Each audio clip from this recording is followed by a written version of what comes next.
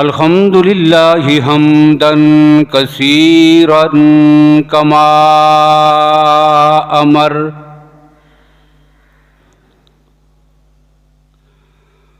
व नशहदु अल्ला इलाहा इल्लल्लाहु वहदहु ला शरीका लह ला शरीका लहू फिल खल्क़ि वल अम्र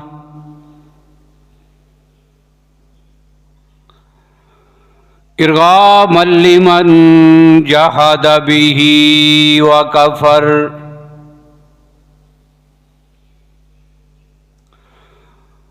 व नशहदु अन्ना सय्यदना व सनदना व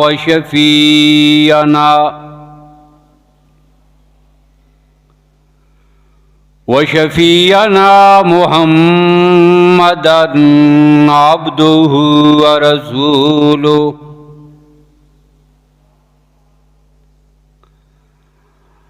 अम्मा बादु फ़अऊज़ु बिल्लाहि मिनश शैतानिर रजीम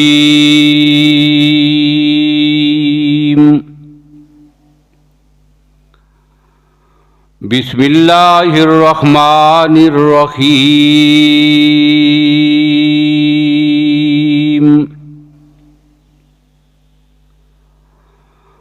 व अनफ़िक़ू मिम्मा रज़क़नाकुम मिन क़ब्लि अन यअतिया अहदकुमुल मौत फ़यक़ूल रब्बि लौला अख़्ख़रतनी इला अजलिन क़रीब फ़अस्सद्दक़ व अकुम मिनस सालिहीन।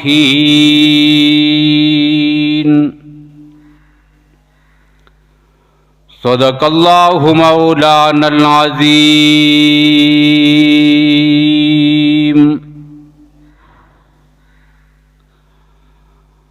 अल्लाहुम्मा सल्लि अला मुहम्मदिन व अला आलि मुहम्मद बिअददि मन क़अद व क़ाम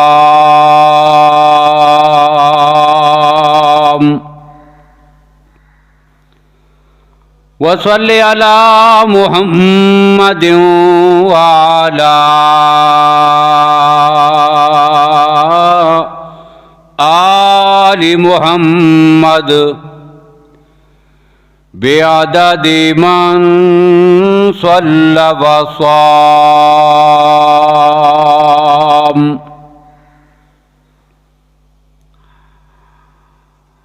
काबिल सद एहतराम बुज़ुर्गों, भाइयों, अज़ीज़ दोस्तों,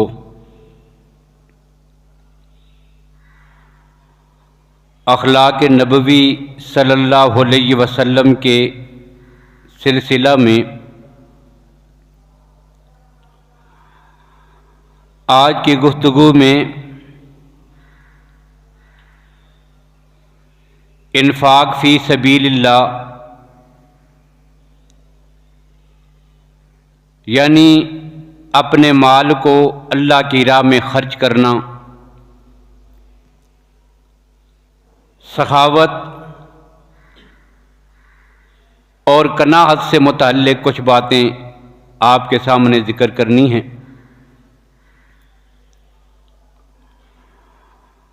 ये तीन अल्फाज इन्फ़ाक़ फ़ी सबीलिल्लाह, कनाहत और सखावत, ये तीनों आपस में लाजिम और मलजूम हैं। सखावत की सिफत तब पैदा होती है कि जब एक बंदे को अल्लाह की राह में अपना माल खर्च करने की आदत पड़ जाती है। अब ये आदत जब बन जाती है तो इसी को सखावत कहते हैं। और सखावत उस वक़्त तक आ नहीं सकती कि जब तक बंदे के अंदर कनाहत ना हो। आज के इस मादी दौर में इस मसले में जो हमारे लिए सबसे बड़ी परेशान कौन बात होती है वो ये है कि हमारे अंदर से कनात ख़त्म हो गई है। इसी वजह से ना अपने माल को खर्च कर सकते हैं और ना हमारे अंदर सखावत पैदा होती है। कनात का माना ये है कि बस इतनी चीज़ पे राज़ी हो जाना और इक्तफा कर लेना कि जिससे बंदे की ज़रूरत पूरी हो जाए। और हकीकत ये है कि कायनात में सिर्फ इंसान नहीं, बाकी मखलूक़ात में से भी जितनी चीज़ें हैं, अब खाने पीने की हर जानदार चीज़ को ज़रूरत पड़ती है। परिंदे भी अपनी ग़िज़ा हासिल करते हैं, जानवरों को भी ज़रूरत पड़ती है, चरिंदों परिंद सबको ज़रूरत पड़ती है। इसी तरह ग़िज़ा की ज़रूरत इंसानों को भी पड़ती है। तो जब एक आदमी कनाहत अख्तियार करता है और सिर्फ अपनी ज़रूरत पूरी करने की हद तक तगो-दो करता है, तो कायनात में पूरी मखलूक़ात में से कोई चीज़ ऐसी नहीं कि जिसकी ज़रूरत ना पूरी होती हो। हर चीज़ की ज़रूरत पूरी हो रही है। लेकिन जो ख्वाहिशात हैं वो किसी की पूरी नहीं होती। जिसके पास सारी दुनिया के ख़जाने हों तो ख्वाहिशात फिर भी पूरी नहीं होती। और नबी अकरम सल्लल्लाहु अलैहि वसल्लम ने इसकी एक मिसाल भी बयान फरमाई कि अगर एक आदमी के पास पूरी एक वादी भरी हुई माल की हो, मवेशी हों, जानवर हों, पूरी एक वादी भरी हुई हो, अब उसका दिल करेगा एक वादी और भी हो। ये 100 हैं तो 200 हो जाएं, 1000 हैं तो 2000 हो जाएं। तो ख्वाहिशात जो है इंसान की कभी पूरी नहीं होती, जबकि इंसान की ज़रूरत अल्लाह खुद ब खुद पूरी करते हैं। तो कनात ना हो तो फिर इन्फाक फ़ी सबीलिल्लाह और सखावत का जज्बा ये पैदा नहीं होता। सैयद अताउल्लाह शाह बुखारी रहमतुल्लाह ताला अलैह वो ये बात इरशाद फरमाया करते थे कि मुझे दुनिया में 2 किस्म के इंसान आज तक नहीं मिले। बड़ा तलाश किया, 2 किस्म के आदमी नहीं मिले। एक वो आदमी है कि जो अपने माल को अल्लाह की राह में खर्च करता हो, गरीबों पर, नादारों पर, ज़रूरतमंदों पर, यतीमों पर, बेवाओं पर, ज़रूरत के कामों में खर्च करता हो। और मैंने देखा हो कि वो मुफलिस और फ़कीर हो गया हो। ऐसा आदमी मैंने दुनिया में कोई नहीं देखा। जो खर्च करता है अल्लाह पहले से बढ़ा चढ़ा कर उसके माल में बरकत अता फरमाते। और दूसरा, मैंने कोई जालिम ऐसा नहीं देखा कि जिसने किसी पर जुल्म किया हो और वो अल्लाह की पकड़ और अजाब से बच गया हो। ये 2 तरह के आदमी मुझे दुनिया में नजर नहीं आए। और अल्लाह ने इसी इन्फाक फ़ी सबीलिल्लाह अपनी राह में खर्च करने का जज्बा पैदा करने के लिए कुरान पाक में जो अहकामात दिए हैं वो भी बड़े अजीब और दिलचस्प है। उनका अंदाज, उनका असलूब, उनका लबो लहजा, रब्बुल आलमीन के समझाने का अंदाज और तरगीब।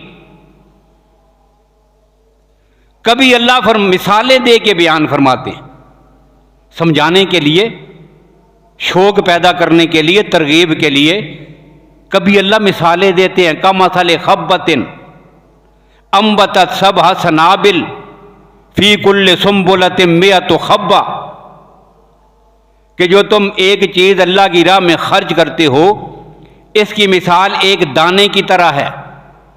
जब एक दाना वो ज़मीन में बोया जाए, उसके साथ उसके अंदर में से का मसल खब्बतिन अम्बतत सबहा सनाबिल, 7 जो है वो तिनके बाहर निकल आए, हर तिनके के साथ एक खोशा लगा, हर खोशे में 100 दाने पैदा हुए। अब एक दाने से कितने हो गए? 700 दाना। और सिर्फ इतना ही नहीं, अल्लाह फरमाते हैं वल्लाहु युज़ाइफ़ु लिमन यशा, अल्लाह जिसके लिए चाहते हैं इससे दुगना चुगना करके उसको वापस अता करते हैं। अब एक तरगीब का अंदाज ये है, एक तरगीब का अंदाज ये है, अल्लाह बंदे को तसल्ली देते हैं जो तुम खर्च करोगे फ़हुवा युखलिफुहु, अल्लाह वही लुटा के तुम्हें जरूर वापस करेंगे। उसकी राह में खर्च करो, अपने माल को दो गरीबों मस्कीनों को पर खर्च करो, अल्लाह वही लुटाकर तुम्हें फ़हुवा युखलिफुहु, अल्लाह तुम्हें उसका बेहतरीन नेमल बदल अता करेंगे। क्यों? वहुवा खैरुर राज़िकीन, इसलिए कि रिज़्क़ के ख़जाने जो है ये रब्बुल आलमीन के हाथ में। अब वो रब जो ऐलान कर रहा है, एक अंदाज ये है। और एक तरगीब का अंदाज ये है, अल्लाह खर्च करने की जो तरगीब देते हैं तो अल्लाह फरमाते हैं आओ अपने रब को कर्जा दो। मन ज़ल्लज़ी युक़रिज़ुल्लाह कर्ज़न हसनन, कौन है जो अपने रब को कर्ज़ हसना देगा? अब कर्ज़ हसना क्या है? तो कर्ज जो है ये किसी का ज़ाया नहीं होता। इंसान दूसरे का कर्ज जो है ये ज़ाया कर देगा, लेकिन अल्लाह किसी के हक को ज़ाया नहीं करते। अल्लाह फरमाते हैं जिस तरह मकरूज पर कर्ज देने वाले का हक है, इसी तरह ये समझो कि रब्बुल आलमीन तुम्हारे खर्च करने पर अल्लाह की राह में तुम्हारा मकरूज है, इसका बदला तुम्हें ज़रूर रब अता करेंगे। अब कितनी दिलचस्प और प्यारी तरगीब जो है वो अल्लाह ने इस आयत में जिक्र की। और अल्लाह फिर एक और अंदाज अख्तियार फरमाते हैं। अल्लाह फरमाते हैं व अनफिकू मिम्मा रज़क़नाकुम, कि देखो ये जो कुछ मैंने दिया हुआ है, तुम्हारा माल है, तुम्हारी दौलत है, तुम्हारे खजाने हैं, जो कुछ तुम्हारे पास है ये तुम्हारा है तो नहीं, ये किसका है? ये अल्लाह का है। अब अल्लाह फरमाते हैं जो मेरा है मैंने तुम्हें आर्जी तौर पे अता किया हुआ है, ये खर्च करो। और ये भी नहीं कहा कि ये सारा खर्च कर दो, बल्कि मिम्मा, उसमें से कुछ हिस्सा। अब कुछ हिस्सा कितना? अल्लाह फरमाते हैं जो फर्ज किया है वो 2.5% है, जिसको तुम ज़कात कहते हो, ये 2.5%, इतना थोड़ा सा माल भी मेरा, उसमें से वापस मांग रहा हूं, खर्च करने की तरगीब दे रहा हूं, और सारा भी नहीं, थोड़ा सा। और थोड़ा भी कितना? 2.5%। ये तो होगी ज़कात। और ज़कात के अलावा सदकात और खैरात की भी कुरान पाक में और नबी अकरम सल्लल्लाहु अलैहि वसल्लम ने तरगीब दी है। अब अगर आदमी नबी अकरम सल्लल्लाहु अलैहि वसल्लम की सीरत तैयबा, उसमें इस चीज़ को देखे और सहाबा किराम का अमल देखे, और फिर इंसान अपनी ज़ात का तजज़िया करे, भाई हमारी क्या हालत है, अल्लाह के नबी सल्लल्लाहु अलैहि वसल्लम और आपके सहाबा किराम की क्या कैफियत थी, फिर पता चलता है कि हम अपने नबी के तरीके और शरीयत के इस हुक्म से कितने दूर चले गए, कितना दूरी पे जा पहुंचे। और इंशाअल्लाह इसी गुफ्तगू में आगे चलकर फिर इंसान की जो हवस है, जो लालच है, दुनिया को जमा करने की एक धुन है, जिसमें आज हम इतना मगन हैं कि हलाल और हराम की कोई तमीज़ भी हमारे यहाँ बाकी नहीं रही। और इसी का एक शाखसाना जो है वो सूद की शक्ल में हमारे सामने है। अब इस सूद पर भी बात होगी, इसके मफादत क्या हैं इनफरादी तौर पर और इज्तिमाई तौर पर। हमारी जड़ों को खोखला करने वाली वो कौन सी खतरनाक बीमारी है कि जिसने आज जो है वो हमारी जड़ों को खोखला करके रख दिया है? ये सूद है। और सूद क्या है इस पर भी इंशाअल्लाह गुफ्तगू होगी। तो शरीयत ने हुक्म दिया अपने माल को अल्लाह की राह में खर्च करना है। खुद अपनी ज़रूरियात के लिए जो कुछ मुयस्सर है उस कनात करनी है। माल को अल्लाह की राह में इतना खर्च करना है कि यह सखावत वाली सिफत एक मुसलमान की पहचान बन जाए। इब्ने अब्बास रज़ी अल्लाह तआला अन्हु फरमाते हैं कि पूरी कायनात में अगर रसूलुल्लाह सल्लल्लाहु अलैहि वसल्लम की सीरत तैयबा को देखो, वह अजवदुन नास, सारी कायनात में सबसे बढ़कर अगर कोई सखावत वाला है तो वह नबी अकरम सल्लल्लाहु अलैहि वसल्लम की ज़ात ग्रामी है। आपकी सखावत कैसी थी? फिर हदीस में उसके लिए अल्फाज इस्तेमाल हुए हैं कि मेरे नबी की सखावत मूसलाधार बारिश की तरह थी। अब ये बारिश के साथ तशबीह दी है, कभी तेज चलने वाली आंधी और हवा से तशबीह दी है। क्यों कि बारिश जब बरसती है तो फिर अच्छी जगह भी, गंदी जगह भी, जरूरत की जगह भी, बेजरूरत सारी जगहों पर वो बारिश किसी जगह के लिए फर्क नहीं करती। और मेरे नबी जब सखावत के लिए खड़े हो जाते थे, फिर अपने भी, पराए भी, दुश्मन भी, सब के सब मेरे नबी की सखावत से बैरयाब हुआ करते थे। सफवान बिन उमैया इस्लाम कबूल करने से पहले रज़ी अल्लाह तआला अन्हु हाजिर हुए ग़ज़वा हुनैन के मौका पर। अल्लाह के नबी सल्लल्लाहु अलैहि वसल्लम ने 100 ऊंट अता फरमाए। अर्ज किया कुछ और भी दे दें, अल्लाह के नबी ने 100 और दे दिए। फिर तीसरी बार सवाल किया, अल्लाह के नबी ने 100 ऊंट और अता कर दिए। और एक कबीले का गैर मुस्लिम था, नबी अकरम सल्लल्लाहु अलैहि वसल्लम के पास हाजिर हुआ, कुछ अता कर दीजिए। तिरमिज़ी शरीफ की रवायत है, मुझे कुछ दे दीजिए। सामने पहाड़ी पर पूरी वादी में बकरियां चर रही थी। अल्लाह के नबी ने फरमाया कितना दूं? या रसूलल्लाह कुछ अनायत कर दे। अब अल्लाह के नबी ने फरमाया ये वादी में जितनी बकरियां चर रही हैं ना, ये सारी तेरी हैं, ले जाओ। अब गैर मुस्लिम पे इतनी अनायत है, इतना करम है, इतनी सखावत है, वो सारी बकरियां उसके सुपुर्द कर दी। अब वो आदमी वापस हुआ। इस सखावत को देखकर नबी अकरम सल्लल्लाहु अलैहि वसल्लम का खुद भी कलमा पड़ा और वापस जाकर अपनी कौम से कहने लगा कि मेरे कौम के लोगों अस्लिमू, सारे मुसलमान हो जाओ। इसलिए कि जब मुहम्मद सखावत करते हैं फिर क़यामत तक उस आदमी को किसी और की जरूरत बाकी नहीं रहती। इतने सखावत वाला नबी है। पूरा खानदान रसूलुल्लाह की सखावत को देख के मुसलमान हुआ है। ये गैर मुस्लिमों के साथ है, अपनों के साथ, गैरों के साथ। तो हदीस में अल्फाज हैं, मूसलाधार बारिश की तरह, तेज चलने वाली हवा और आंधी की तरह मेरे नबी सल्लल्लाहु अलैहि वसल्लम की सखावत थी। और हदीस में है, बुखारी शरीफ की हदीस है, एक औरत ने नबी अकरम सल्लल्लाहु अलैहि वसल्लम की खिदमत में अपने हाथ की बनी हुई एक चादर हदियतन पेश की। या रसूलल्लाह ये आपके लिए, मैंने हाथों से बनाई है, बड़ी खूबसूरत कीमती किस्म की चादर है। अब नबी अकरम सल्लल्लाहु अलैहि वसल्लम ने वो चादर अपने ऊपर ओढ़ी, मस्जिद में तशरीफ लाए।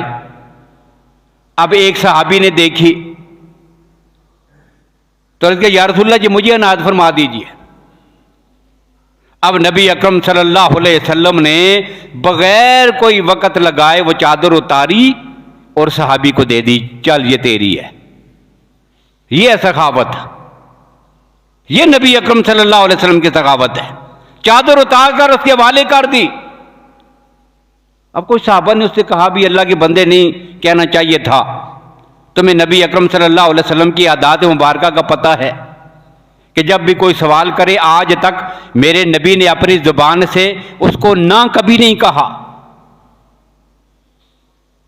सिर्फ कलमे में ला इलाहा में ला आया है, इसके अलावा सवाली के जवाब में मेरे पैगंबर ने अपनी जुबान से ला कभी नहीं कहा। फिर उसे अता किया है, तूने सवाल क्यों किया? साहबी ने कहा, मुझे भी पता था, मैं जानता हूं अपने नबी सल्लल्लाहु अलैहि वसल्लम की इस अजीम खसलत मुबारका को, लेकिन मेरी चाहत यह थी, चादर देख के मुझे ख्याल हुआ कि यह चादर मुझे मिल जाए और फिर इस चादर को संभाल के रखूंगा, मरने के बाद मेरे कफन में काम आएगी। और बुखारी शरीफ की हदीस है कि जब उस सहाबी की वफात हुई तो पैगंबर की इसी चादर में उसे कफन दिया गया। यह रसूलुल्लाह की सखावत है। और एक हदीस में हजरत अनस रज़ियल्लाहु अन्हु, सैयदना अबू ज़र फरमाते हैं रज़ियल्लाहु ताला, सैयदना अबू ज़र इस उम्मत का सबसे दरवेश इंसान। अब सैयदना अबू ज़र जो है, ये बड़े अजीब मजाज के सहाबी थे, बड़े सख्त मजाज और दुनिया से बिल्कुल ला तहल्लक, ज़ुहद और तकवा का इमाम सैयदना अबू ज़र। अब इनकी ज़हनी कैफियत ये थी कि ये अपनी ज़रूरत के अलावा इस वक्त जो कुछ खाना है बस उतना सा, उसके अलावा कोई एक छोटी सी चीज़ भी अपने घर में रखने को हराम कहते थे। इनका फतवा यही था कि भाई जितना सा थोड़ा सा वक्त तेरी ज़रूरत पूरी हो जाए, तेरी भूख मिट जाए, इतना सा खाना बस घर में रखना है, अगर पास है तो रख लें खाएं। अब खाने के अलावा जो कुछ भी बच गया है अगर घर में रख के सो जाओगे तो ये हराम है। इतना सख्त मिजाज थे वो दुनिया के मामले में, दुनिया से इतनी नफरत थी। किसी को घर नहीं बनाने देते थे कि भाई क्या पता जिंदगी का ये मकान बना रहे हो, बस एक झोंपड़ी हो जिसमें वक्ती तौर पे इंसान गुजर बसर कर जाए, बाकी ना मकान बनाए, ना दौलत इकट्ठी करे, ना कोई चीज पीछे रखे, कुछ भी ना छोड़े घर में। वो इस मजाज के सहाबी। और वजह क्या थी कि नबी अकरम सल्लल्लाहु अलैहि वसल्लम की अहादीस और आपके साथ चलते फिरते हुए दुनिया से बेरगबती का दर्स ऐसा सीखा था कि बस वो बातें ज़हन में बिठा ली थी।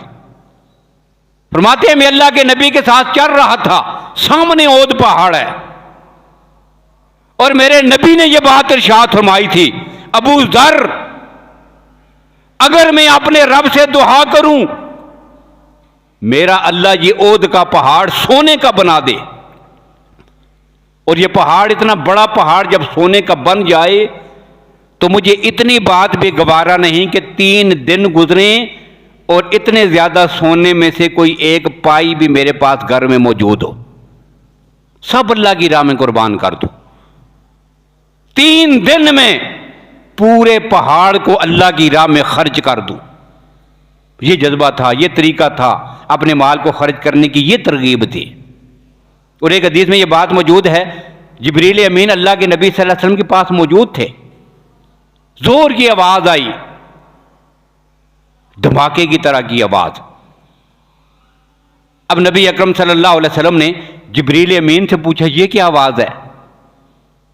और इतनी जोरदार आवाज थी, हदीस में मौजूद है कि अल्लाह के नबी ने जिब्रील अमीन से यह भी कहा कि कहीं क़यामत तो बर्पा नहीं हो रही। इतनी खौफनाक आवाज, तेज आवाज। तो जिब्रील ने अर्ज़ किया या रसूलल्लाह, नहीं, ये एक फरिश्ता आसमानों से भी नीचे उतरा है, ये उसके उतरने की आवाज है। जब वो फरिश्ता आया तो अर्ज़ किया या रसूलल्लाह, मुझे मेरे अल्लाह ने भेजा है, आपको इख्तियार दिया गया है। ये अरब की जितनी पहाड़ियां हैं, ये यहां के पत्थर हैं, ये यहां के रेगिस्तान है, सहरा हैं, अगर आप कहें तो अल्लाह इनको सोने और चांदी में तब्दील कर दे, ये सारे खजाने आपको दे दिए जाएं। क्या ख्याल है? अल्लाह के नबी सल्लल्लाहु अलैहि वसल्लम ने जवाबन फरमाया कि नहीं, बस मेरी तमन्ना यह है कि एक वक्त मुझे खाने के लिए मिले और दूसरे वक्त मुझे फाका करना पड़े। बस इतना मिले जो एक वक्त के लिए काफी हो, और दूसरा वक्त आए तो मेरे घर में कुछ ना हो। जब पेट भर के खाना खाऊं तो तेरा शुक्र अदा करूं, और जब खाने के लिए कुछ ना मिले तो फिर सब्र करूं। दोनों सिफतों पे अमल करके मैं सवाब का हकदार बनूं। मुझे दुनिया का माल और दौलत नहीं चाहिए। तो ये सखावत थी, ये कनाहत थी, ये इन्फाक फी सबीलिल्लाह था नबी अकरम सल्लल्लाहु अलैहि वसल्लम का, अपने मालों को खर्च करना। और नबी अकरम सल्लल्लाहु अलैहि वसल्लम, फिर आपके बाद आपके सहाबाए किराम रिज़वानुल्लाहि अलैहिम अजमईन। आज तो हम अपने मालों को खर्च करने में हीले बहाने करते रहते हैं, बहाने तलाश करते हैं किसको दें जी। वो कई आदमी पूछते रहते हैं ये अकदार ही नहीं है। जब बताया जाए ये मसारिफ हैं, गुरबा, मसाकीन, यतीम, बेवाएं, अल्लाह की राह में, रास्ते में रास्ता बनाने के लिए, जरूरत के लिए, पानी के लिए, इन जरूरतों पे जो खर्च करोगे ये इन्फाक फी सबीलिल्लाह है। तो कई लोग कहते हैं पता नहीं जी, इसका पता नहीं चलता ये अकदार है भी कि नहीं। तो मुफ्ती आजम पाकिस्तान मुफ्ती मोहम्मद शफी रहमहुल्लाह, उनके बारे में एक अजीब बात लिखी है। गाड़ी में जा रहे थे, एक आदमी आया, उसने आगे सवाल किया। अमूमन गाड़ियों में चलते फिरते, उठते बैठते लोग मिलते रहते हैं, रास्तों में, गाड़ियों में, अड्डों में, सड़कों पर, बाजारों में। अब एक आदमी आया और मुफ्ती तकी उस्मानी उनके साथ थे, वालिद साहब के साथ थे। तो कहते हैं वालिद साहब के सामने वो एक मांगने वाला आया, सवाल किया, तो वालिद साहब ने निकाल के पैसे उसको दे दिए। तो कहते हैं मैंने कहा कि पता नहीं ये इसका अहल है भी कि नहीं, और आपने वैसे ही दे दिया। आपने तहकीक की है, ये गरीब है, ये नादार है, ये ज़रूरतमंद है, ये सच कह रहा है, आपने कोई तहकीक की है, वैसे ही दे दिए। तो आप हर सवाल करने वालों को वैसे ही निकाल के दे देते। तो उन्होंने बड़ी अजीब बात कही है। उन्होंने मुझे कहा कि देखो, जब अल्लाह ने हमें कितनी नेमतें दी हुई हैं, कितना कुछ अता किया, क्या कुछ दिया मेरे अल्लाह ने, ये जो वजूद अता किया है इसमें कितनी नेमतें दी हैं, फिर औलाद दी है, फिर दौलत दी है, फिर इज्जत दी है, फिर शोहरत दी है, क्या कुछ नहीं दिया। मेरे अल्लाह ने ये पूछा था कि इसमें ये आलियत है कि नहीं। हमारी क्या आलियत थी कि अल्लाह ने सारा कुछ दे दिया है। तो जिस अल्लाह ने बगैर आलियत के हमें सब कुछ दे दिया है, अब मैं ढूंढता फिरूं इसकी आलियत ही नहीं है। तो बस अपने माल को खर्च करें। हम जाहिर के पाबंद हैं, बातन को अल्लाह की जात जानते हैं।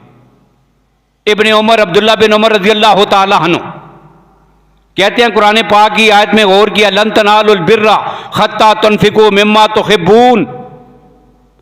उस वक़्त तक नेकी के बुलंद मकाम को नहीं पा सकोगे कि जब तक अपनी सबसे पसंदीदा चीज़ अपनी रब की राह में खर्च ना कर दो। कहते हैं सोच में पड़ गया कौन सी चीज़ सबसे अच्छी लगती है। तो एक बांदी थी, बड़ी खिदमतगार, सबसे ज़्यादा अच्छी लगती थी।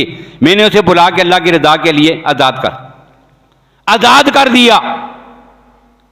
और फिर उनकी जितने गुलाम थे उनको देखते रहते थे। जो भी अल्लाह की इबादत में ज़्यादा लगा हुआ है, नमाज पढ़ता है, जिक्र अज़कार में लगा रहता है, मुत्तकी है, परहेज़गार है, इबादत गुजार है, उसी को आज़ाद कर दिया। फिर देखा जो उनमें वो बाकियों में ज़्यादा इबादत गुजार है, उसी को आज़ाद कर दिया। अब गुलाम क्या करते थे? गुलाम खूब इबादत कर रहे हैं, रात को तहज्जुद भी पढ़ते हैं, दिन को रोज़े भी रखते हैं, बड़ी इबादत कर रहे हैं।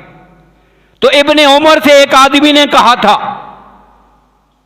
कि हजरत ये आपको धोखा देने के लिए नमाजें पढ़ रहे हैं। ये इस वजह से नमाजें पढ़ रहे हैं कि इब्ने उमर देखेगा बड़ी नमाजें पढ़ रहे हैं, आज़ादी मिल जाएगी। एक को आज़ाद कर दिया, दूसरे को आज़ाद कर दिया, तीसरे को कर दिया, आज़ादी मिलेगी। ये आपको दिखाने के लिए नमाजें पढ़ रहे हैं, आपको धोखा देना चाहते हैं। तो इब्ने उमर ने कहा था रज़ी अल्लाह तआला अन्हु, फरमाया अगर कोई मेरे रब की इबादत करके मुझे धोखा देना चाहेगा तो फिर इब्ने उमर भी बड़ी आसानी के साथ उससे धोखा खाएगा। हमें इसके धोखे भी कबूल हैं, इसलिए कि ये मेरे सामने अल्लाह की इबादत कर रहा है और हम ज़ाहिर के मुकल्लफ हैं। बस इसकी ज़ाहिरी हालत को देखकर मैं इसको अल्लाह की रज़ा के लिए आज़ाद करता हूँ। तो ये उनकी कफ़ियत थी, ये उनकी सखावत थी। अपने माल को यूँ अल्लाह की राह में खर्च करना था। अब्दुल्ला बिन जाफ़र रज़ियल्लाहु तआला अन्हु, जाफ़र तैयार के बेटे हैं। इतनी सखावत कि अपने मोहल्ले के 40 ख़ानदान जिंदगी भर उनके पैसों पे पलते रहे। किसी को पता नहीं था। जब उनकी वफात हुई तो पता चला ये पूरी आबादी के जो 40 ख़ानदान हैं, इनकी कफालत वो एक ही आदमी करता था जिसे अब्दुल्ला बिन जाफ़र कहते। इतना सखी आदमी। और कहते हैं मेरे साथ भी बड़ा अजीब वाक़या पेश आया। अब्दुल्ला बिन जाफ़र कहते हैं कि मुझे भी एक दफ़ा एक हैरान कुन वाक़या पेश आया। मैं जा रहा था, एक बस्ती से गुजरा, एक बाग में बैठ गया। गर्मी का मौसम था, दरख्त के साए में बैठा। बड़ा खूबसूरत बहुत बड़ा बाग है और बाग का जो चौकीदार है वो मेरे करीब आया। अब थोड़ी देर के बाद उसके लिए खाना आ गया और खाने में 3 रोटियां थी।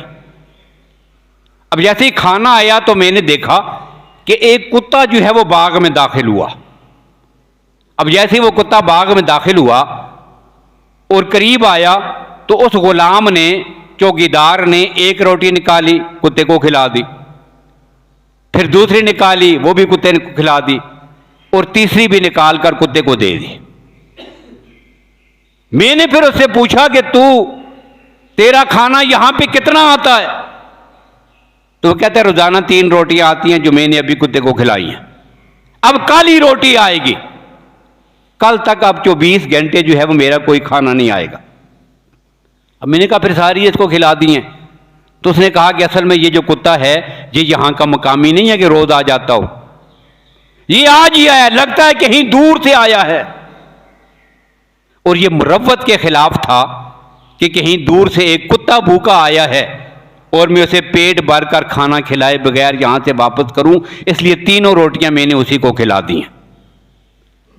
तो अब्दुल्ला बिन जाफ़र कहते हैं कि अब्दुल्ला, तुझे दुनिया वाले सखी कहते हैं, लेकिन ये गुलाम तो तुझसे भी बड़ा सखी है। इसके अंदर जो जज्बा है इन्फाक फी सबीलिल्लाह का, खर्च करने का, वो तुझसे भी बढ़कर है। अब इतना खुश हुए उसके अमल से। पता किया ये बड़ा बाग किसका है, तो मदीने के एक आदमी का था। ये उसका नौकर था, गुलाम था, वहां पे ड्यूटी करता था। अब पता चला ये मदीने के फलां आदमी का बाग है।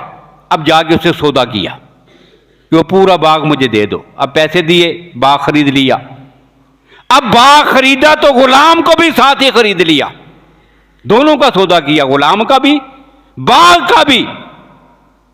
और वापस आकर उस गुलाम को कहा कि ये बाग तेरा है और तुझे मैंने अल्लाह की रजा के लिए आज़ाद कर दिया। गुलाम को भी आज़ाद कर दिया और जाते हुए पूरा बाग भी उसे हवाले कर दिया उसकी सखावत को देखकर। तो अल्लाह कुरान में कहते हैं, वमा अनफक्तुम मिन शैइन फहुव युखलिफुहु, तुम जो भी अल्लाह की राह में खर्च करोगे अल्लाह जरूर इससे बढ़ चढ़ कर तुम्हें और अच्छा अता करेंगे। तो अल्लाह 700 गुना वल्लाहु युज़ाइफ लिमन यशा, इससे भी बढ़ा चढ़ाकर दुगना चुगना अल्लाह अपने बंदों को अता करते हैं कि जब बंदे अल्लाह की राह में खर्च करते हैं। तो नबी अकरम सल्लल्लाहु अलैहि वसल्लम की नुमायां खूबियों और सिफात में से एक सिफत थी जूद, सखावत, कि नबी अकरम सल्लल्लाहु अलैहि वसल्लम के वजूद में कनाअत थी। अल्लाह के नबी सल्लल्लाहु अलैहि वसल्लम कायनात में सबसे ज़्यादा सखी और सबसे ज़्यादा अपने माल को दूसरों पे खर्च करने वाले थे। इसी पर इंशाअल्लाह मज़ीद गुफ्तगू आइंदा होगी। अल्लाह ताला हमें इस खूबी को अपने अंदर पैदा करने की तौफीक नसीब फरमाएँ। व आखिर दावाना अनिल हम्दुलिल्लाहि रब्बिल आलमीन।